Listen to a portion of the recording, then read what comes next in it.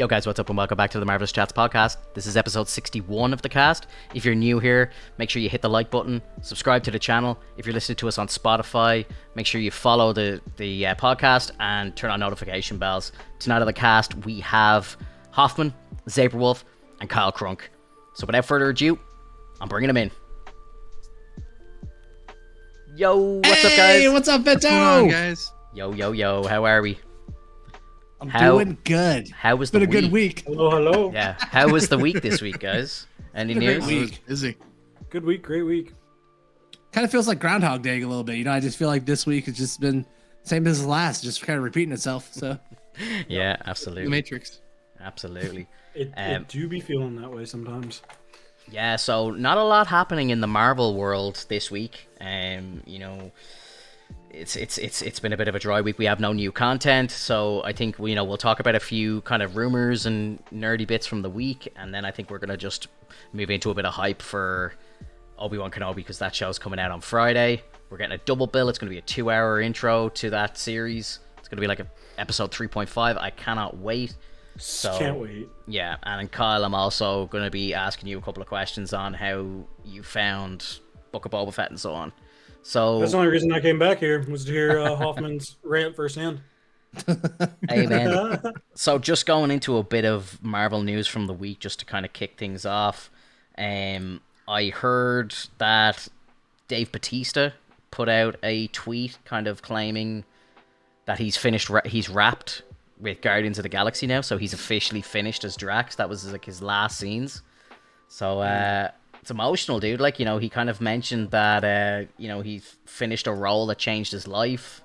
I know I watched an interview with him before. I think I saw him on a podcast before. It might have been like Rosenbaum or something, I can't remember. But he was speaking about how he was literally borrowing money before Guardians 1. Like he had to borrow money to pay for his kids' Christmas presents and stuff like that. Like he was literally, he was broke, and that movie changed his life. So it's going to be a big change for him. What do you see him doing next? oh I think man, a lot more action movies. I'd love to see him as Bane. oh Move yeah, on. he goes Yeah. to DC. Superhero? Yeah. Move over to Yeah. DC, be Bane. I think that'd be sweet. Feel like the old school Bane with like tubes and stuff. Yeah. and- Because like Yeah. in like Robert Pattinson's universe, the way Robert Pattinson uses the Venom in that movie, so like you could have Batista like with all the machines up using the Venom. I think that'd be really sweet. I think he does action movies if he doesn't do anything like what you just said DC wise. But going off what you said to begin with, like I kind of he earned it. I had big doubts about him as Drax, and especially such a big movie series as this. And even after the first movie, I continued to have doubts, and I was like, "Oh, they're just gonna have him as this big guy who kind of keeps quiet and says a few things here and there." Yeah. He really came into his own and like became one of like a lot of people's favorite one out of the whole group of the Guardians. So He stole the show. Yeah, Absolutely. kind of stole sad the to show. see him going after all this time, but Yeah, and I think this is James Gunn's last film as well. So what's the future of the Guardians of the Galaxy after this? Very interesting. Chris Pratt starts directing. yeah. Guardians been an interesting franchise because it's literally something that like broke the MCU wide open. It was there, even though the Avengers was kind of an experiment. It's like you understood where it was going, and Marvel knew what to expect from that. Guardians was such a departure from what was going on in the MCU, and it blew the door wide open to everything that's gone on. Like we don't get to Endgame without the Guardians being so good and being so cosmic. Like Endgame's such a different movie that's probably smaller in scale if the cosmic side of it doesn't pop off. James Gunn coming over to the MCU and doing that was fantastic. He really, blew his career up. And Drax, Dave Bautista, honestly, like steals every scene that he's in. He is the best comedic relief in Guardians, and I don't earn the MCU, and I don't think anyone saw that coming because he doesn't come off that way. He looks like the big action star, Kyle thinks he's going to do more action roles when he leaves the MCU. I think he's going to do less. Things I love seeing Batista in are like smaller roles. Are things when he was in the Blade Runner movie. He had that very small part at the beginning that was like so good. So In I my think, head, for some reason, I kind of categorize that as action. I'm sorry. I agree with you, though. well, Yeah. sure, right, because it is an action movie, but like he he's doesn't like the do, retired action. yeah, but I feel like he has so much depth and so many more layers to him that Yeah. the MCU really shows. Because that comedic timing he has is crazy. Like there's not a lot of actors in the MCU that could pull that off the way he does. Like he plays it so well, being the kind of straight man like that. He's grown so much as an actor, dude. I was so afraid when he got cast because all I really knew him from at the time was like being a WWE wrestler. Like I'm just like, oh my god, they're bringing a wrestler in, and I thought the same about John Cena. Like, and to be fair, the two of them have absolutely just proven me wrong. You know, it's, and as well, I suppose The Rock as well, or Dwayne Johnson. Like obviously he's like one of the biggest movie stars in the world right now. But when he started, he wasn't good. He learned on the job for sure. Like his first few movies were terrible. Where he was the cop with the big 2x4. I hate that movie. God, I don't know. I don't even know what that is. But like even him as the Scorpion King and stuff was just terrible. Oh yeah, so bad. CGI Scorpion King. I forgot about that. So bad. The Rock CGI wasn't the best. So bad, dude. So bad. But it's very interesting to see these like actors grow. And Dave Bautista just blew it out of the water from day one. Like, you know, he was just so good. So I wish him the best in the future, and I hope he lands some really good roles and gets to do whatever the hell he wants because he deserves it. Yeah, Imagine I really him being Go ahead. Imagine him being what? I was gonna say the old guy for Batman Beyond, the old Batman, the retired. Bruce Yeah, Wayne that would be for cool. Batman Beyond. Like a- imagine that, just like That would be buff cool, as- like a big buff Dave for no Bautista. reason. Yeah, Yeah, sitting that up the would, chair, that would just actually, being a nerd. Yeah, that'd be cool because But- he is real stocky and like he's drawn very stocky. Yeah, I know. What you mean. And yeah, that Batman was always drawn like big and soft. Yeah. But with everything that's been shown as far as like filming and like, you know, TV series, it really goes to show that like there are gems within the WWE, which I mean, like who knows who would be the next person, because you know when we picked up The Rock. Stone Cold was pretty cool back then. He does some cool shit though in IRL. Like he does a lot of like reality TV and stuff, doesn't he? I want Ric Flair. We only got him for a couple years, I think. So let's get some movies out of him. Ric Flair would be so good, dude. That would be so awesome. But yeah, I think he just pops by every now and then. He's like, movie. Woo! woo! Jesus Christ. What's wrong with you two? We need that. But yeah, like I think what they did for Guardians of the Galaxy, and especially with Dave Bautista, really paved the way, in my opinion, to like show how they can take a wrestler and do something like Peacemaker. Yeah. And show like that they have such good character. Because when you watch WWE, you know, of course it's all showboating, but it's good. Acting. Like when you think about It's acting, yeah. It is acting, yeah. Yeah. Yeah. Mm-hmm. It's very stunt oriented, so like they're good with stunts. They know how everything works, how it feels to actually get taken down and whatnot. So they're great with all that work. And then they have inside emotions, much like any actor. So things just come out, and you can definitely see that with Batista's character as Drax. Although his character is more literal, which I think it makes it work even better. Yeah, it does. It really does. I think with wrestling and stuff, they have to focus so much on the physical aspect of the acting and stuff that when they get to put their whole mindset to like being a good actor and not having to worry about making hits look real and stuff, that we end up getting surprised. I mean, there's definitely like Triple H back in the old Blade movies. Yeah. Definitely not great, but he wasn't that bad. I thought he fit into those that. Blade movie, movies were so bad. No, because that was back like that's kind of like what they first did with GSP when they put him in Captain America, or how they like had to have a MMA style type fight with him and Captain America. It's just like that's what they did like with Triple H, is where he had to get off his signature move or whatever. It's like we get it. We knew he was a wrestler before he did it. You could have just had him act. Yeah. That definitely was the start of when they started like transitioning wrestlers over to the big screen. You knew like someone was getting put through a table, or you know someone was getting choke slammed or something like that. You're just like waiting. You knew for it was coming. Yeah, you knew it was coming. But yeah, thankfully they've gotten rid of that stereotype, because I cannot get my mind around how good John Cena is working with James Gunn.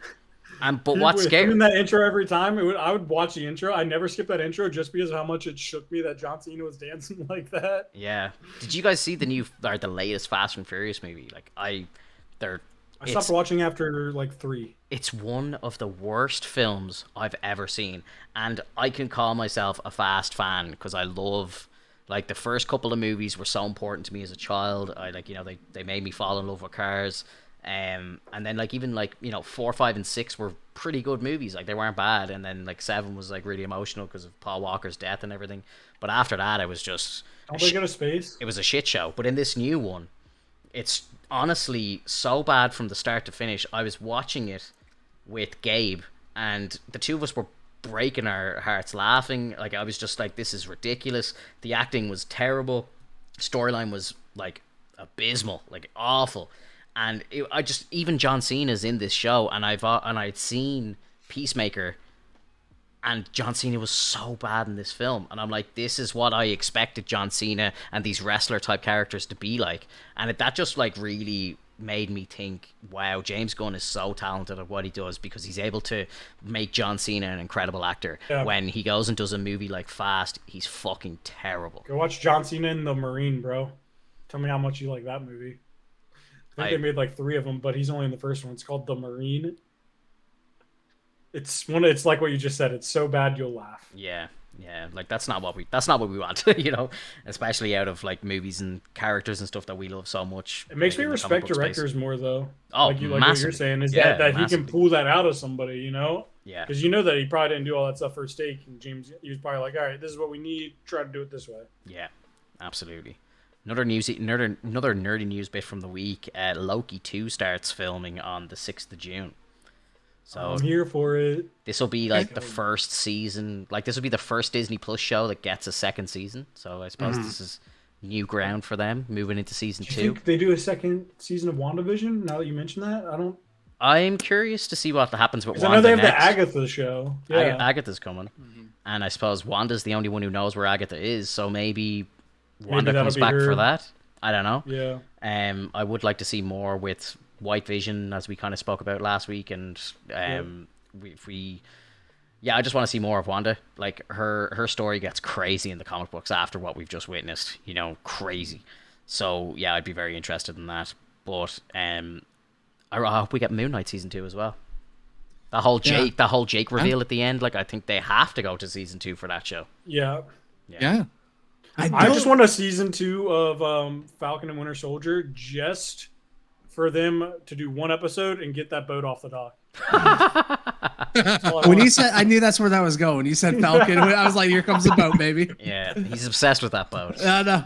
I'm so mad about it still. I'm not that pumped for a Loki season 2, man. Like I'm just not. And I didn't realize how in the minority I am for my Loki hate. I was talking to some people at my job, and like they loved Loki, and these are people who don't like a couple of the newer movies, and they're like, "No, I love Loki," and I was like, "You're crazy. Am I nuts? Am I just so out there?" No, I think you're a bigger fan than they are. No, I think you're a bigger fan than they are, and you're more of a fan to like the way MCU introduced us to Loki, and they pretty much stripped most of that identity away in the show Loki.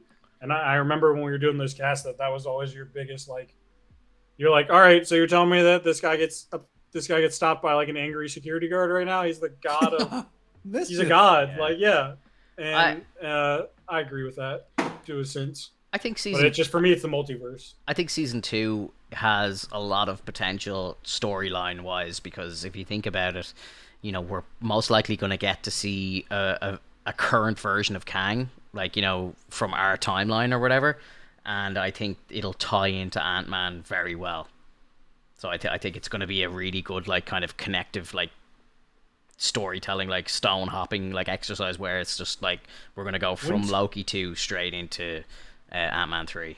What's supposed to introduce... Yeah, when's... Oh, okay, that's what I was going to say. Kang's going to be in Ant-Man 3, so then this will be, like, the WandaVision 2 Exactly. Ant-Man 3. Yes, yeah. I think they've realized how successful WandaVision 2, Doctor Strange 2 has been now that it's all over. I think they're like, you know, a lot of people have gone back and said, geez, you know, WandaVision was actually a really good intro to Doctor Strange 2. You know what I mean? So I think they're going to try and do that again and do it on purpose and try and do it better, you know?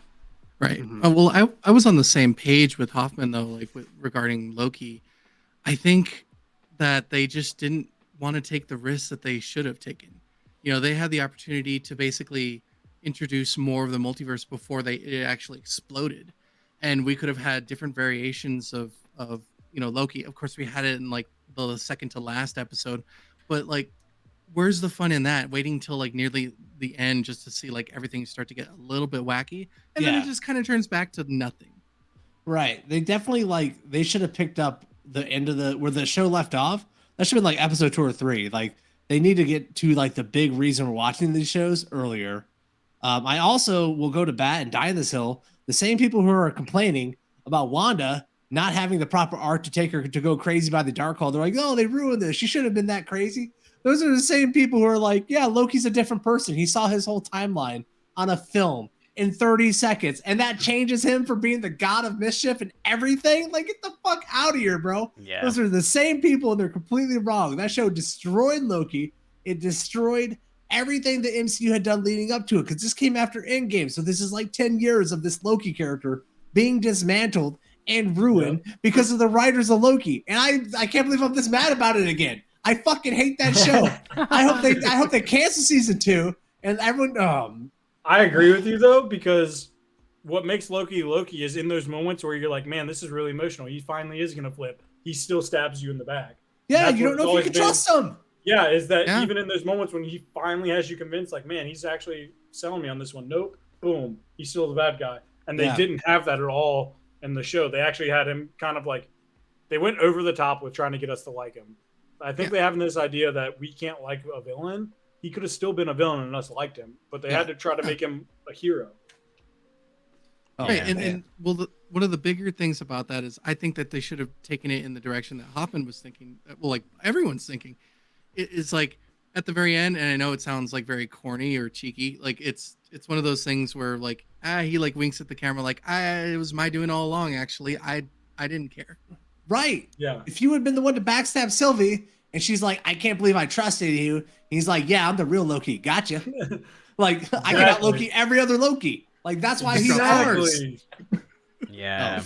I don't know. I think that, I was excited about that show when it first came out because it's like, the version of Loki that we're getting is directly after the first Avengers movie when he was at his worst. So it's like all this kind of redemption is being erased. But then they made him kind of catch up to the version that died in front of Thanos. Yeah. It was kind of just. I'm just upset that Hoffman hasn't got a pet alligator Loki yet. I do have one. I just can't talk about it on the podcast. Thank you for bringing it up.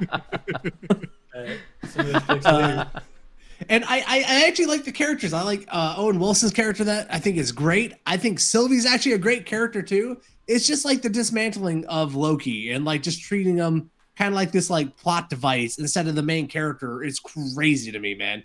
Yeah. Crazy. Yeah. I gotta agree. And like how nerfed he was, especially like you can explain it in whatever way you want. Like that has always been the thing about him. When he was locked in a cage, he was still like when Thor came to visit him, and he still had like the illusion going that he was having a good time, and like he always has that attempt, and it just felt like he was defeated from the start of this one. Like he was too accepting of his fate this whole time. Right. I think that's the best way to describe it. He got there instead of fighting back, he was just kind of like, oh, yeah, the first episode where he's like, oh, okay, I guess I'll just go along with it. No. Loki that we know and love never gives up, and he's still trying to get that angle. Exactly. Also, Finto, I know you mentioned Kang a moment ago. Can I show you what we missed from Moon Knight? There was a QR code in one of the later episodes that you can pull it up from like inside. Pull it up. It was inside the mental hospital. Get your phones ready to click this QR code, everyone. Yeah. You're on Spotify. Think really hard about it. Yeah, get ready for the ones and the zeros. So one of the biggest things I saw from that is this. Like, nice. Pulls up Moon Knight Acts of Evil. That's Moon Knight Annual #1. And he's going up against Kang the Conqueror. Guess what we've seen in the MCU so far? Yeah. That's crazy. Yeah. It was kind of disappointing in Moon Knight that they did nothing with Kang the Conqueror when they teased him with that jacket, right? And they're like, no, that was intentional. Well, if that was intentional, then what the fuck? I missed the teasing of the jacket. When did this happen? Episode 3, I believe it was. It was like the first day he was in Egypt. One of the people he was fighting had a Kang the Conqueror graphic design on the back of his jacket, kind of spray painted. Oh, really? Yeah, but it was from the Kang who was like the old Egyptian god. What's his name? I can't think of his name. Oh man, if you wouldn't have asked me. Yeah. Anyway. Nope. You know the one. We all drew a blank. We know the one. Insert really bad voiceover in post after this. Go do your own research, guys. But you know what we're talking about. Yeah, I thought they were going to do something with that, and they really should have. And just speaking about Moon Knight, one of the bits that I had there was they announced that there was cutscenes from Moon Knight involving Blade and involving Banner. And I think if you remember back to us talking about this while it was airing, I mentioned a few times that we thought that Banner was going to show up because it would have just made sense as to him being a bit of a Nick Fury at the moment, like trying to recruit a new Avengers team and so on. So it looks like they were trying to do that, but they ended up cutting it from the show. And Why? Keep cutting all the stuff that's cool. I know, dude. I don't understand. I want a Blade reveal soon. Yeah, like I get them holding back on Blade. I get that. You want Blade to be kind of a movie reveal. Yeah. Gotcha. Banner, throw him in there. Yeah. Because so far, the only person that has connected Phase 4 in credit scenes is Banner. Wong and Banner. Yeah. And I was thinking about this the other day. Like I was like, man, Phase 4, they're just not doing like cool connecting scenes at the very end of the movies. Except in Shang-Chi, who's like one of the newer characters, and like, why aren't we getting more connective tissue in the very end of the movies? Yeah. I get not doing the movies. You want to focus on stuff, but give us those in credit scenes. Come on, baby. I'm a Marvel fan. The only thing I like more than a Marvel movie is the next Marvel movie. Yeah. And whoever keeps putting that Doctor Strange will be back, Wanda will be back, whoever keeps putting that blank will be back at the end needs to get punched in the throat. Yeah, we know they're going to be back. That's why we sat through the credits. We know they're going to be back. Yeah, look, just tell us what they're going to be doing. The credit scene should be always the first one. Should be something light and funny, I think, and something that connects to the current movie that we're watching. So for Doctor Strange, they should have put the Bruce Campbell scene should have been the first scene, I think, and then the second scene that they showed should have been the Clea scene for the true fans, because some people still walk away after the first one, and they're like, oh, that was the after credits, and then the hardcores that stay until the end of all the special things and all that. I like the gag. I love the gag. Like I can't get away from it. It's too good. I love it too, and it should be there, but I just don't think it should be after people are sitting there for 10 minutes waiting for something important to what's going to happen next. I don't know what it is, but it feels like something's being taken away from you. You're taking my ability to walk out of this movie. Yeah. And I don't like it. I don't like feeling like I'm kidnapped here because I might miss something. I see your points, but it was so fucking good. It's over. Like, it's so good. It's just it's too fun for me. I liked when Steve Rogers did it. That would set up like what Finto said. If it does the first one where it says it's over and then people walk out and then they have one that is actual. All right. What do you need those extra 2 minutes for, man? Like, seriously. What are you talking about? You're gonna like for the end credits, like just having to wait for it. Yeah, just wait, Kyle. Where do you gotta go? The parking lot? No, but Marvel need to. I think Marvel need to end it always on a really, really high note. They need to send people out of the cinemas and going into their cars or whatever, or getting on their public transport, and they need to be talking about that last credit scene. And to be honest, I looked around after that scene with Bruce Campbell. I love Bruce Campbell. Don't get me twisted, but a lot of people weren't happy with that scene in my theater because it's like, I can't believe I waited that long for just a punchline, you know, and it doesn't connect to the MCU at all. Whereas if it was the other way around, you would have had a good laugh about that, and it's like, okay, here comes the important scene, here it comes, and then you see Clea and you're like, all right, okay, that's where we're going, you know. I just think it would have been to me about her because I didn't know her, and I was like, that would have been better if I was asking that guy walking out, because like I asked him about it and then I shut up real quick and I didn't get to like actually talk to him about it because I was like, all right, there's gonna be more. Yeah. But if it would have been like you said, the other way around, we would have had the laugh, walking our way out. We'd have been like, all right, But I think it needs to be something that connects. Now I know the Clea scene was good as well, but maybe put that at the end of the movie and actually have that as part of the film, right? Or like, you know, the way he falls to the ground, that scene where he falls to the ground and then the movie ends. I would have put the Clea scene there, and then at the end of the movie, at the very end before they go, that's where you should put in something with Bruce Banner or somebody to connect it to the Avengers or connect it somewhere else. We need to know what's coming. Like when Option C, they do none of it. They need to start not doing it sometimes so that we have the mystery. Is there going to be an action? They, like Hoffman said this like a year ago, and I've still thought about it to this day. Is we expect the after credit scenes more. I want that to go away. I used to like when it was like a surprise. I didn't say this. You said it like a year ago that you said it like a year ago that like they've done it. It was a bad one like a year ago when we were doing the watch throughs and something came out. You said they've done it to where like it's an expected thing every time. You didn't say what I'm saying now, where I think they should take it away, but you did say that it's like it's an expected thing. We're expected to see one at the end of every movie. Yeah. I think that they should fix that. It shouldn't. It should be like, is there going to be one? Is there not? I love it. The after credit scenes are as important now as the film itself.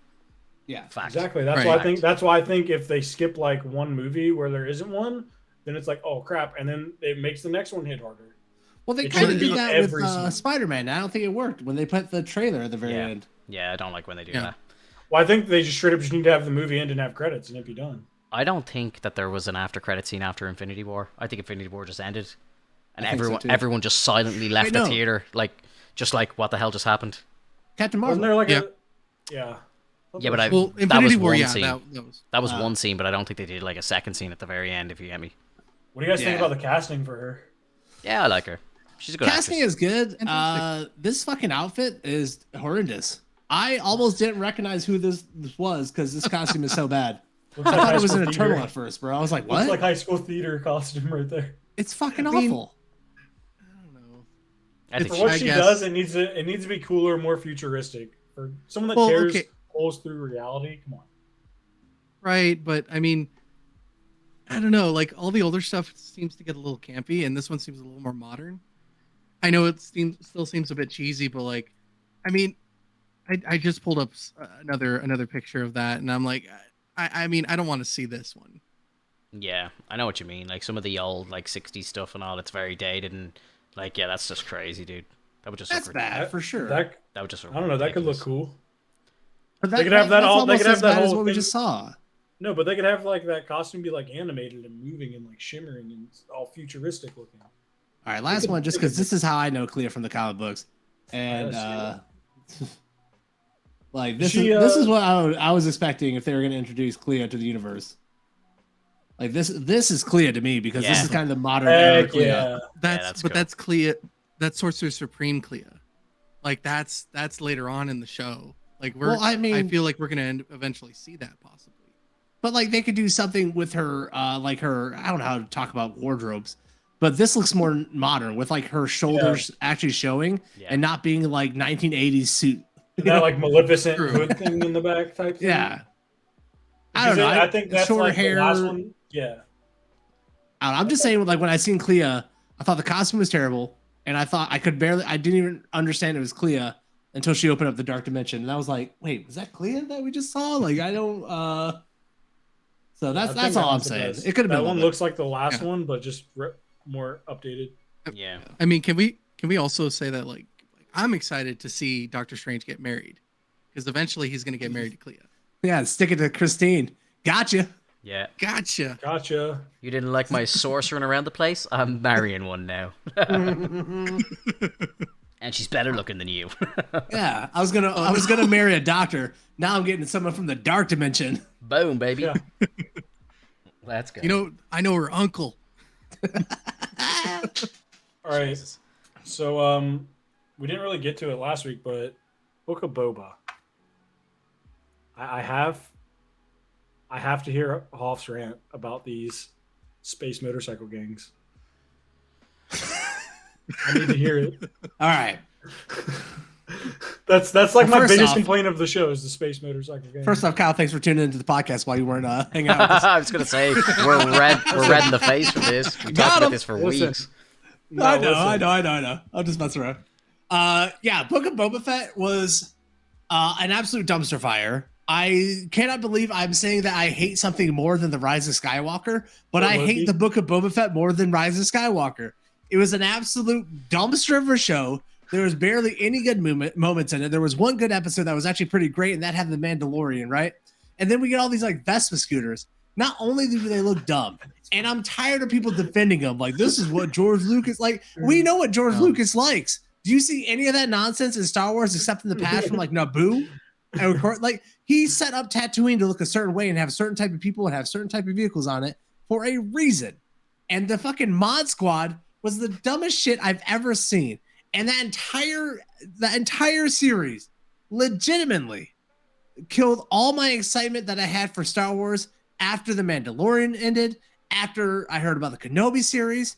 Like all of that got dampered and almost killed my excitement entirely for Kenobi because the Book of Boba Fett was so fucking terrible. And I thought the end was pretty good.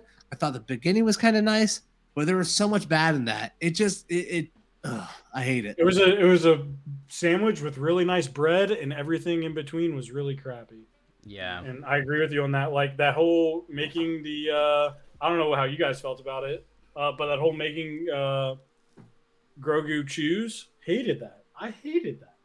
Yeah, that was pretty That's bad. like that. You have first we have, like you said, the Vespa scooters going around, and then it's like we get to something that we do want to see, and then that sucks too. And yeah, because when you think about it, it's like, Luke, did you not like think about what you just went through and how like separating emotion from like the Jedi way is just terrible. Everyone becomes so horrible and like just less powerful because of that, especially with like the Sith, like because Anakin was separated from his mother at an early age and he had he had so much emotion and whatnot. They kept telling him to like just push it down, just push it down. And what happened? He turned into Darth Vader. So when Luke finally defeats Darth Vader by getting him to get rid of Darth Sidious because Sidious was separating his love from his family, like that's how it culminates and puts it all together. So Luke should be like, okay, I shouldn't like separate people like based on love. Like you love this person, you want to be with them, you want to be a family. That's the theme. Like it's family. We're gonna have a Sith Yoda. Maybe they're just setting up a Sith Yoda, bro. I hope he stole the lightsaber as well. Like he just waited until I really didn't like that. I was hoping to see him wear that chain link armor and be running around with a lightsaber doing flips and stuff. And for them to like put that ultimatum on him, I just like what Hoffman said. The only parts of the show that I really liked involved the Mandalorian theme playing in the background. On May 4th they brought out the gallery episode for Book of Boba Fett. Did you watch it?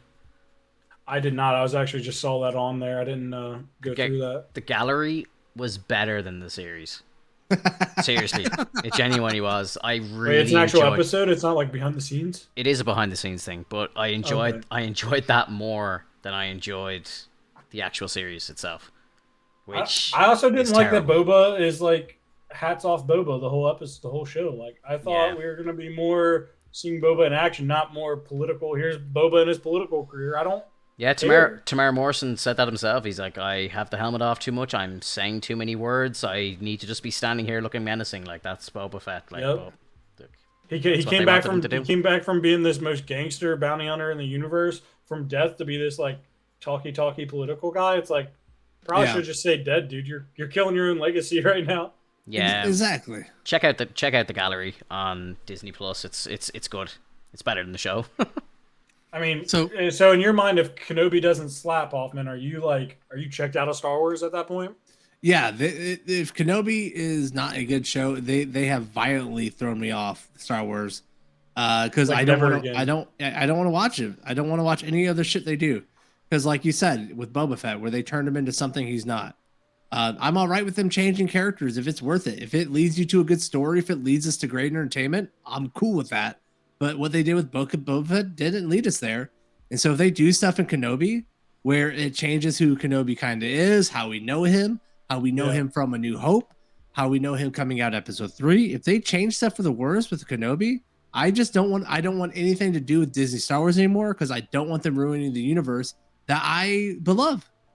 Yeah. The worst part is they've shown that they have the capability. Look at Solo. Solo didn't ruin who Han is as a character overall at all. Yeah. And it reinforced some of his decisions and stuff. So they have the ability to do these. Well, I guess that was kind of a flashback rather than going forward because this is all new material this is new snow that they're stepping on, so to speak, with Boba. Mm-hmm. So they're not tied to anything. But I feel like I don't know. The only, like you said, the only parts of that show were good. Felt more like The Mandalorian than Book of Boba. Mm-hmm. Yeah. Do you guys know exactly why?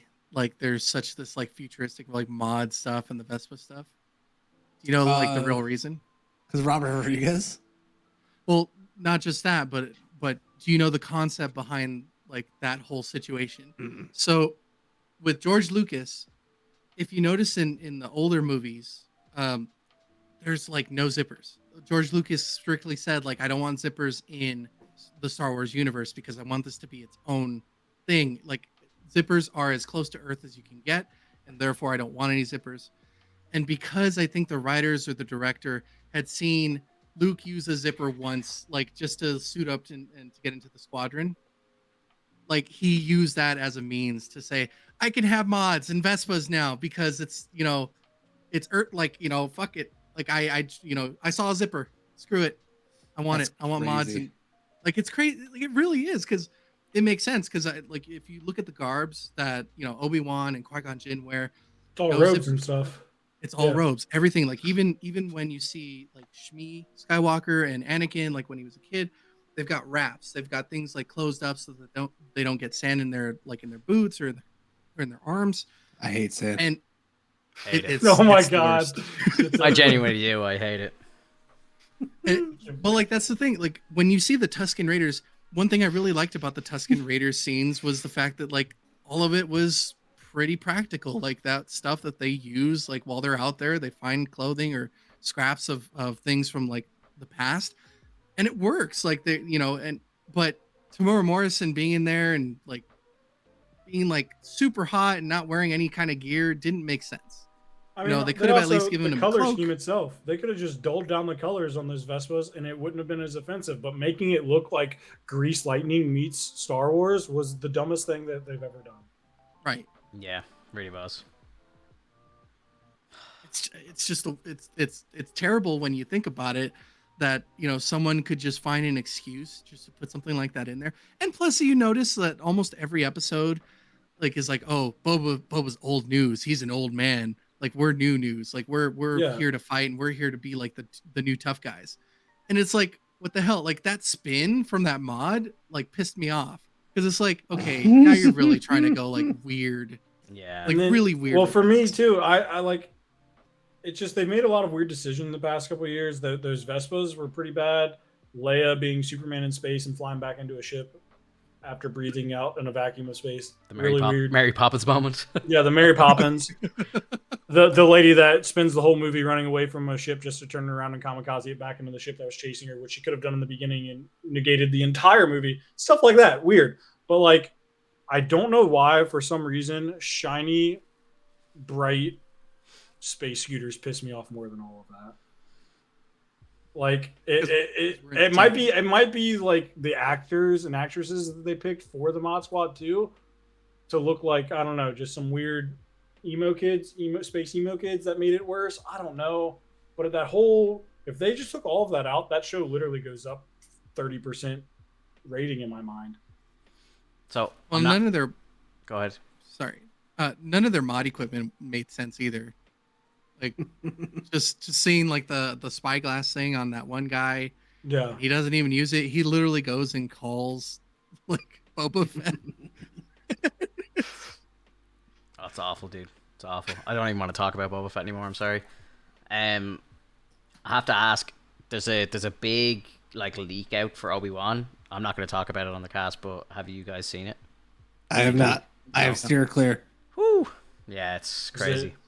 It's crazy. Like plot leak or what? Yeah, like just like the entire plot. Like, but I've heard it, and if it is true, and I think it is true because it just like even what I'm seeing in the press tours and everything are lining up with what's coming. It makes sense. So I'm like, this is gonna again.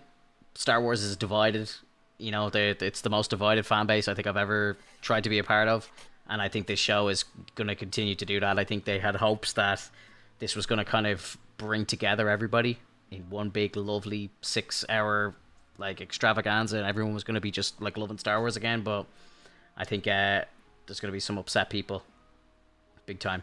Yeah, so I steer clear of the actual leak, but I've encountered people like you who know about it, and there seems to be no one in that group who's excited about it. Yeah, it's like dampened everything for them, and they hate what's coming.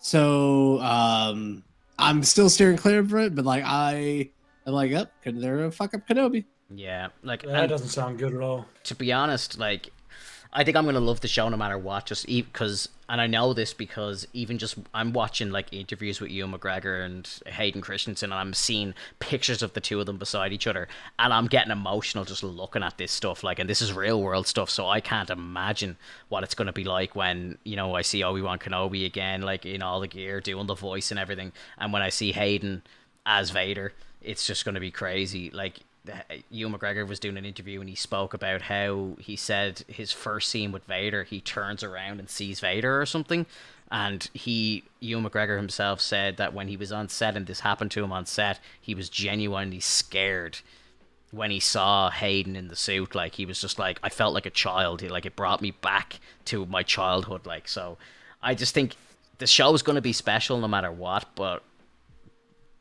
yeah, I don't know. Sounds like he needs to get some testosterone replacement or something. It's not going to be as good as I think a lot of people are hoping that it's going to be. So yeah, keep the expectations low. Yeah, I remember very early on when people were getting excited about Kenobi. I was like, I don't know, bro. You said that you said that after it got announced. I remember. I was like, how can you not be happy about this? This is a show about Obi Wan Kenobi. You were like, I don't know. Yeah. It's just Disney Plus TV shows have not held up. Moon Knight's the closest we got, but Moon Knight still kind of follows this formula where, like, if the name of a character is in the fucking show, it's like not really about him. Like, it was called Moon Knight and we got Moon Knight for like 2 episodes, It's like it really wasn't about Moon Knight. Like Loki wasn't really about Loki. Hawkeye really wasn't about Hawkeye. And I'm just like, is Kenobi actually going to be about Kenobi? I'm going to say it, probably not. What if wasn't about rhetorical questions? We already knew the answers. So it's just like, the only thing that holds me back is like they've done a decent job with Star Wars on Disney Plus. Mandalorian is great. They built a great character. They built a great little mini universe surrounding that little group of people. Yeah. So that gives me hope for Star Wars on Disney Plus. Mm-hmm. I love the director they have for every episode. Like, she's committed. Deborah Chow, I believe her name is. Yes. She does every one of them. Yeah. They're setting up and like it looks like they're doing things right. But then I just see the people who've seen the leaks are like, ugh. Yeah. I agree with you. I'd love to talk about it, but I don't want to talk about it. I think I think as long as it provides moments like Mandalorian did, like when we saw Luke again, stuff like that, as long as it provides moments like that, which what it sounds like what Finto's saying, where it's you get to see Hayden Christensen in the Vader suit, like, stuff like that. As long as we get those moments, I think we're gonna walk away. I'm gonna be happy no matter what. I think even just as I said, just like watching Ewan McGregor and Hayden Christensen interviewing with each other and just standing beside each other, I'm just like, I'm 15 again, looking at all this stuff. Like I'm freaking out. Like, so it's gonna be special to me no matter what. But I just don't think it's gonna be like that for kind of normal fans. What if we all get shook and Samuel L. Jackson makes an appearance? That'd be crazy. I would love that. It's just Star Wars has shown us like which way they can go with this. Mm-hmm. It's like they've ruined characters with like Boba Fett, right? Like it's where they tear down things that were made in the past.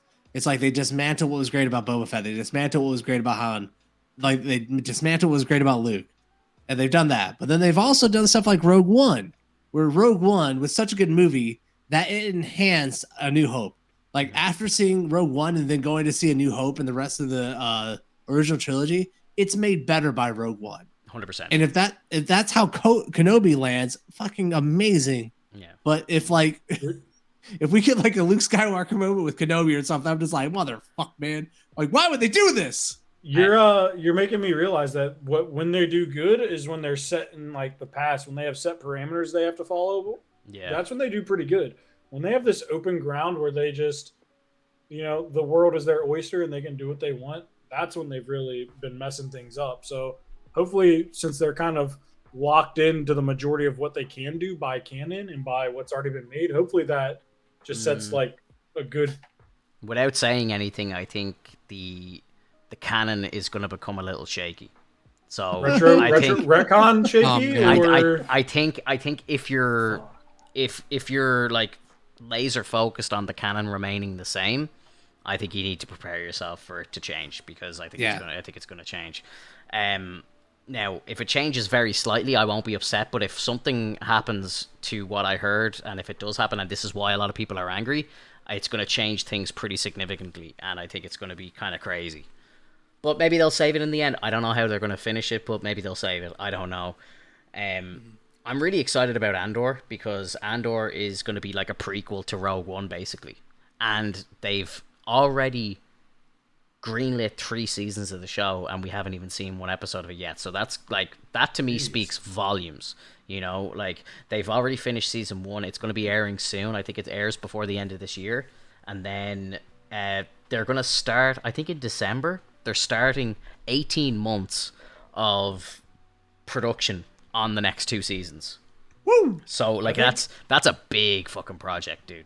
Big. I think my wish list for Star Wars is, you said this before in the past as well, Finto. I want something like just super way before anything we've ever seen, that like they're searching for Jedi artifacts, Sith artifacts, stuff like that. That's Old like Republic shit. Olden times. Yeah. I think the Acolyte show is going to be interesting. So the Acolyte show is about the Sith, right? And it's set 200 years before episode 1. So I think it's going to be about like Dark Plagueis and stuff like that, and we might see a very, very young Palpatine or something like that, you know? So I think that idea is really intriguing to me. I want to see how the Sith train. I want to see, like, you know, a Padawan or an apprentice and a master. You know, I think that'd be really, really cool.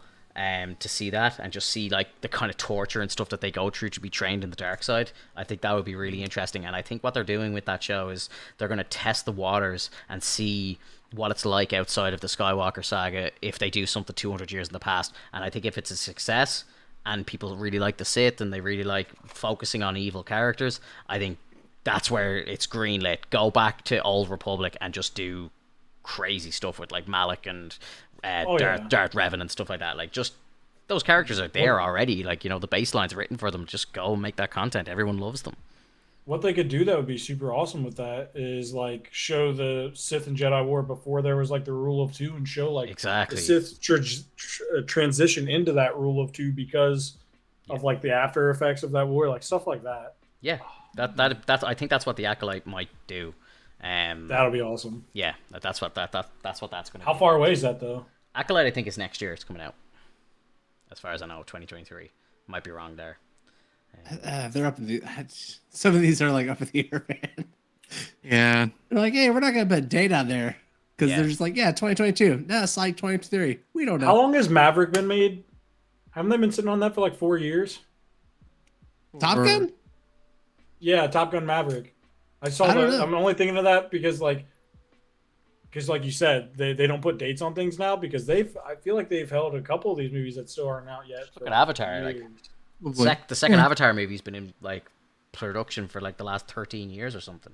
It's been crazy. Well, no, but I think this Maverick movie was like done filming and like done like 2-3 years ago. And the pandemic and stuff is what caused them to not even release it. Yeah. Makes sense. Shit happens.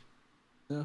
Get well away from the pandemic. Like, you know, it's not an important movie. It doesn't link to anything. So like, you know, it's not like the MCU where it's like, shit, if we don't release this movie, it's going to hold up the entire schedule. Like, you know, they could just release that Maverick movie whenever. So it's like, let's wait till the world's back to normal. Get the most profit. Exactly. They want to. Sorry. Oh, sir. Kyle. They want to BTS business. That was me. They want to kind of like triple, quadruple their like budget, like, you know, like that's the goal. It's always the goal. So yeah, like wait till after COVID to do that shit. Yeah, for sure. Definitely. Yeah. I'm excited for the future of Star Wars and like where they're taking everything. I think Disney's dream is to have like 3 universes going on at the same time. I could definitely see them like wanting to run stuff from the old Republic and then wanting to run stuff from like the High Republic at the same time. Yeah. Because I mean, they're still building the High Republic and like it's huge. Like it's tons of books are out now. Comic books are ongoing for it. I'm sure we're going to get a Disney Plus show at some point for the High Republic in the near future, at least announced, right? How crazy would it be if they went like 500 years into the future and all the Skywalkers are dead and it's just a legend and stuff, but Grogu's still alive and he's like Yoda. He's old and wise and stuff, and he talks about the old days. I think that'd be sweet, dude. I mean, that'd be great. Yeah. Well, I mean, he should, because I mean that race seems to live like 1,000 years, hundreds of years, 1,000 years. Like I think Yoda was like 900 when he died. So you know, and we know that Grogu's about 50 or 60. In Mandalorian. So yeah, like I think everybody loves Grogu. It's like let's get the hell away from the entire Star Wars universe and go like 600 years into the future, 700, 800, 900 years, and then they just have Grogu there, so they have that tie back to the old days, and he'll be all wise and old, and he could talk about how he knew Luke Skywalker and trained him and all this shit. Like, and then you kind of have that little bit of connective tissue, but it's an entire new cast, entire new universe, and yeah, I think that's the winner. If we could just get away from the time period where they're saying ignite the spark, I will be happy. Yeah. Because that shit is so fucking lame. Mm-hmm. Yeah, I agree. I think I would personally like to hear or see something with the Galactic Empire. Like, we've been on the outside of the Galactic Empire. We've seen like the light side stuff. We've seen all the stuff that goes on outside of like, you know, the Death Star being built, but we haven't really seen what has been going on during the Death Star being built. Would you watch from episode 4? I know the answer is going to be yes already, but how excited would you be if, you know, Obi Wan Kenobi's a big success, Hayden just gets like, you know, accepted by society and everybody loves him, and you know, it's just incredible. Then he goes on to Ahsoka, he does more work, we get flashbacks, all this sort of shit. Like, if you've watched any of the interviews with him lately, like, he's looking good. Like, you know, they wouldn't have to de-age him that much. Do you think like we get a Vader show? Would you like to watch a Vader show of him going around slaying Jedi and stuff? I think that would be incredible. You play too much with Legacy. You're playing too much with Legacy there. Well, like, you don't bring fire, like the way they just ruined Starkiller in. Boba. Like, you don't bring Starkiller in, like, you know. But I think I wish they would. I would actually like that more. I would too, but I know they won't. But you know what I mean? Like, it's. I think that'd be a cool story to do. And again, if Ahsoka's as good as it's going to be, as I think it's going to be, I think a Vader show will be fire. But look how they just stepped all over Boba's legacy. Yeah, but you can't ruin Vader. Vader has so much source material there. Like, Boba Fett was a guy who had 20 minutes of screen time before the fucking year 2015. Like, you know, it's you know, he was a nobody, like, and then he got revived in cartoons. Like, George Lucas himself killed Boba. Like, he's like, what are we gonna do with this Boba Fett character? Throw him in the Sarlacc pit. I don't care. Like, but Lucas didn't care. Right. You know what I mean? He didn't exist. Yeah, you know, there was great Boba Fett books out there. Again, yes, but it's not the movie content. It's not like the face-to-face stuff that we've seen with Vader. Like, Vader's been in so much of the, like, you know, the original trilogy, Rogue One, all the animated stuff. You know, he's just been around for so long that, like, I think if you gave him his own show, it's not going to go down the same way as a Boba Fett show. But let me pose you this. The thing that kind of works about Vader is that he's kind of like a Jaws-like character, where he's not that fleshed out in terms of, like, who he is until episode 6. I'm sorry. At the very end of 6, he kind of like started getting into Vader a little bit more. Up until then, he's kind of like this character that's just like, like lightsaber comes on and he's fucking people up. And like, you're scared that Darth Vader could be there or not, you know? Like, he's just menacing. And I think the more we get Vader's early stories filled out, you start to kind of lose that a little bit in the cinema. Because you can do stuff with like that in books, because books are already filled with like going deep on people's character. But so much of what works about Darth Vader in the movies is that idea that you don't really know too much about him, that he's just like this menacing, faceless embodiment of evil. You know, like he will fuck things up. I agree. So I get nervous. Well, I think the idea is that, like, if we were to go back and like look at Vader and then go by like what the books say or even what the comics have said, when Vader started in, like, you know, in the Empire, nobody respected him. And the way he got his respect was like after Sidious like told him, like, you need to respect this guy. Like, he's your new boss, or this will happen. And I think Vader like choked someone for a second that like defied him. He's like, if you do this, like, this will be your repercussions. And so they feared him, but also like during certain, like, I guess like fights that he would have with like other beings, he would show, like, other people would show respect to him after realizing like he's actually taking care of the people around him, regardless of whether he's cold-hearted or not, because he needs to keep his empire running, or at least Sidious's empire. And that's like, you kind of see that with the Inquisitors as well. Those are like Force-sensitive people that were trained under the guise of Sidious and Vader, right? Mm-hmm. Yep. So like it'd be cool to see like the rise to the respect of Vader, but also the fear of him, in a sense. I feel like you can only have it one way or the other, though, kind of, because like what Hoffman was saying is, I like that part about him. He was almost like a Michael Myers in space. Like you're gonna have some ominous music, and all he has to do is walk on screen, and everyone's like, "Oh, oh," and that's just his presence alone was enough.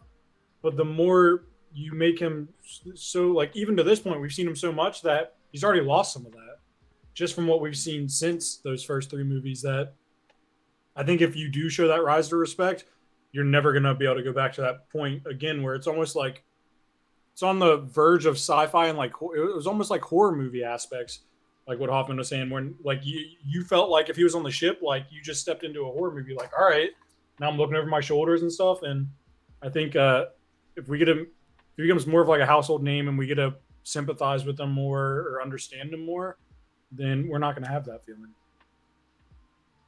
Yeah, I could see that. I just think that the transition from him being an emotional being to a kind of like almost a robot that's like feared.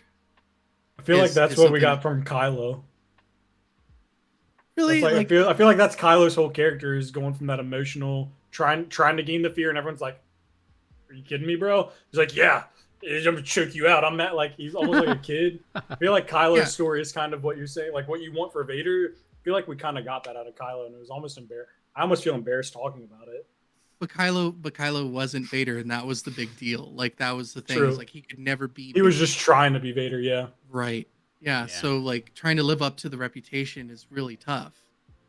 I love that you say that about Kylo, and like Kylo, in my opinion, was the best part of the sequels. I love Kylo. I love Adam Driver and Kylo. He's like, but it's definitely one of the, like you said, one of those cringy things where it's like you see one guy that walks around with respect, and then you see someone that's like their son or their someone that's like really admires them, really acting up just like them, and it's just like that works for them, but you're not them. Absolutely.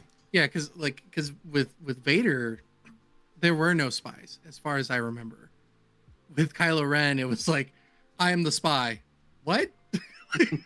Yeah. They were willing to just like throw him off the ship immediately. Yeah, no, jeez. Oh, God. I don't even like thinking about the sequels. I'm sorry. Jesus. They're good. You're gonna have to good. take a shower Yeah, after they're this. good. Yeah. Bro, they're great. I just watched the clip again where Kylo dies. And they fucking totally scuffed that, bro.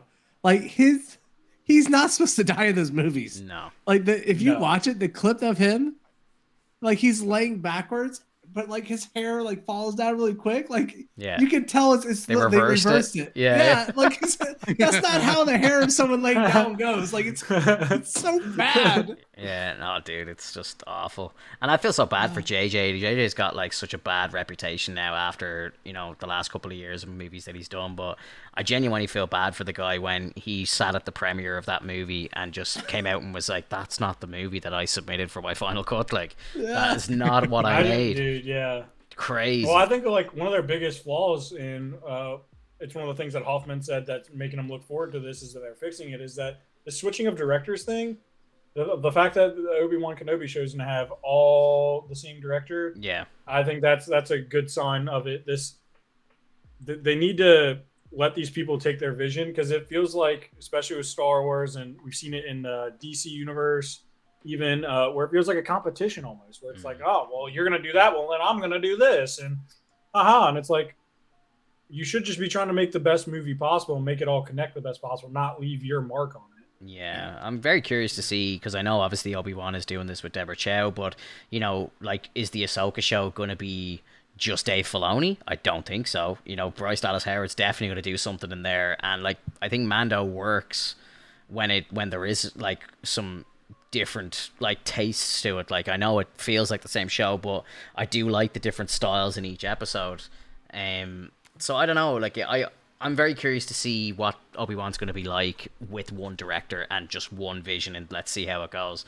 But I really don't think that they're going to start doing this going forward. I think they are still going to, like, there's no way John and Dave are not going to want to do at least one episode of Ahsoka and like Andor and everything going forward. Like, they're definitely going to want to throw their hats in there. And then like Bryce needs to do stuff.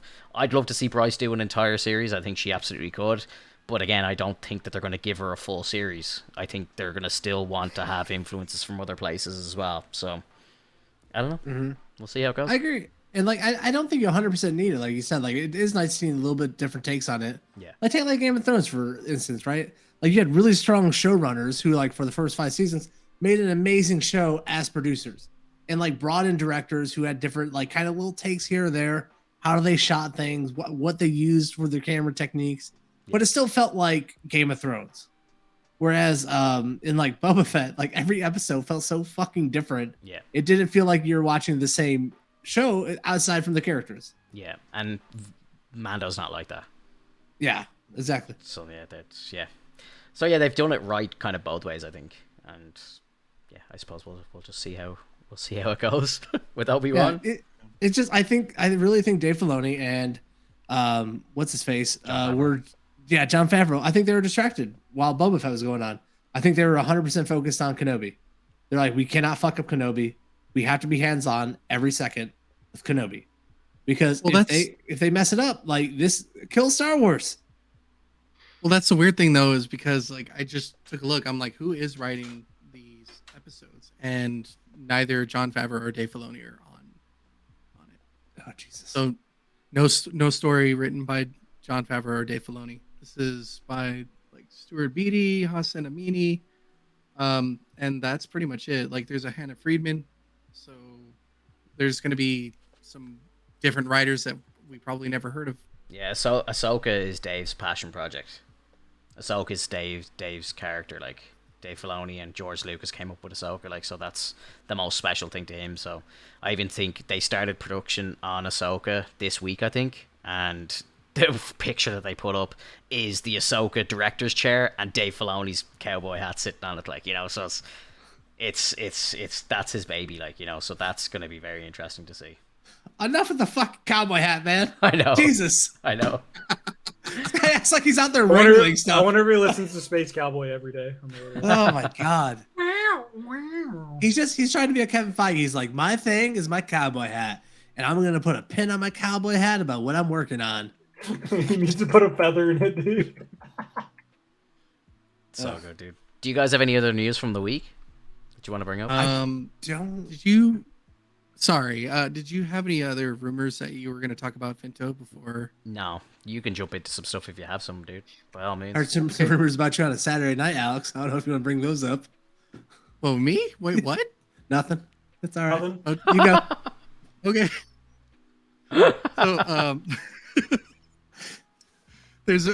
So, I'm so curious about that. We'll have to talk offline.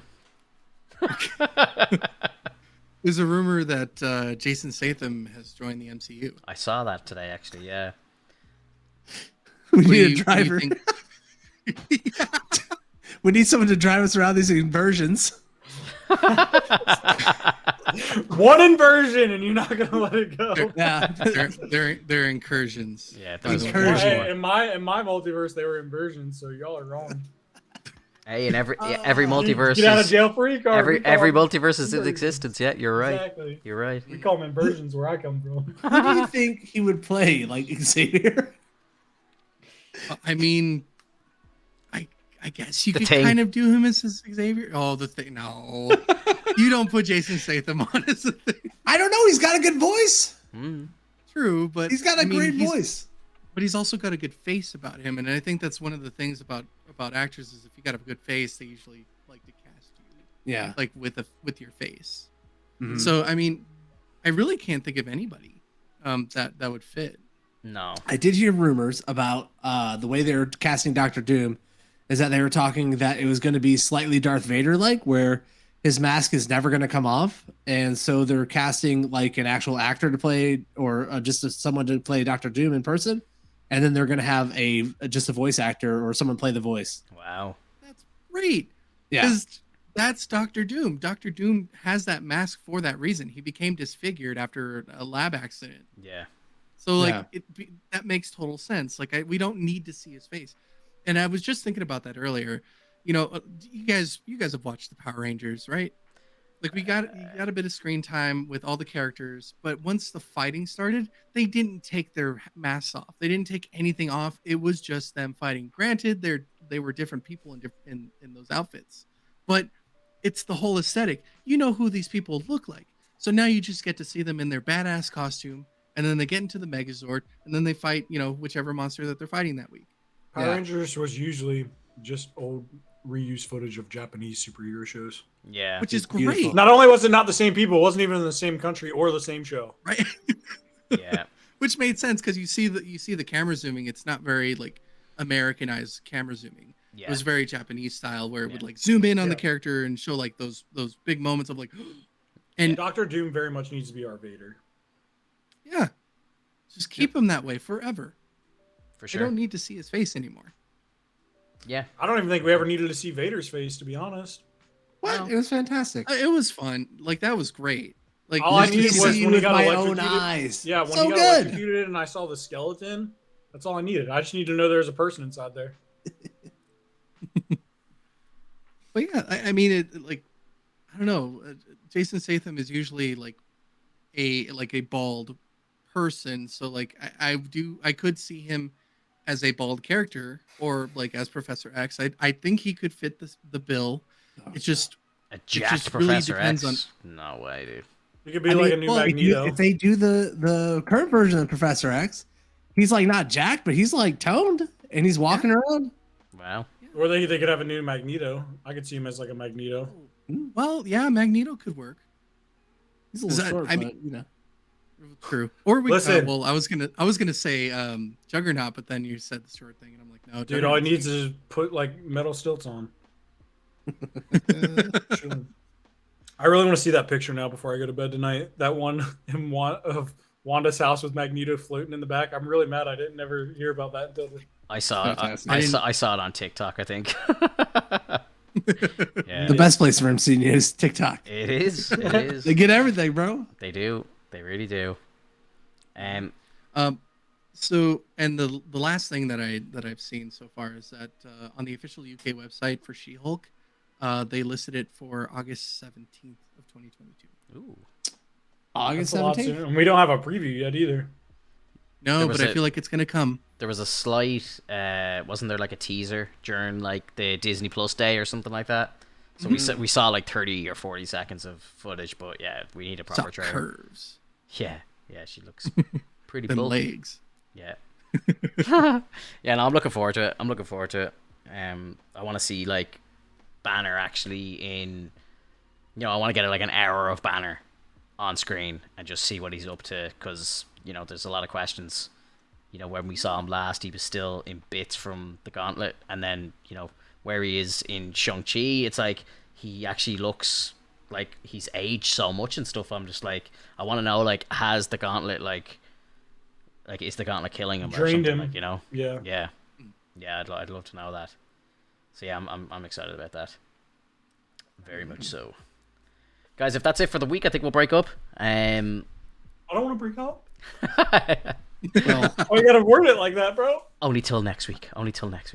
It's a I short. wanna It's a bring it short. again, break. I'll be- I just want to mention that I saw a still image of Master Chief kissing the alien girl from Dude. Halo, so I'm so glad we're not watching that piece. Oh my Dude, god, Fin- bro. Pinto sent me that, Yeah, and I was just like, they had a sex scene. this show is going to. He was literally like- clapping cheeks like crazy. Bro, Yeah, dude, it's just Can't ridiculous. save the universe. Can't save the universe. All frustrated and whatnot, bro. True, but Even Star Lord's out there getting with aliens. Come on. You think Master Chief ain't? fair. All right, guys, enjoy the rest of your week, and we'll see you on the next one. Bye bye. Later, everyone. Have a good one, everyone.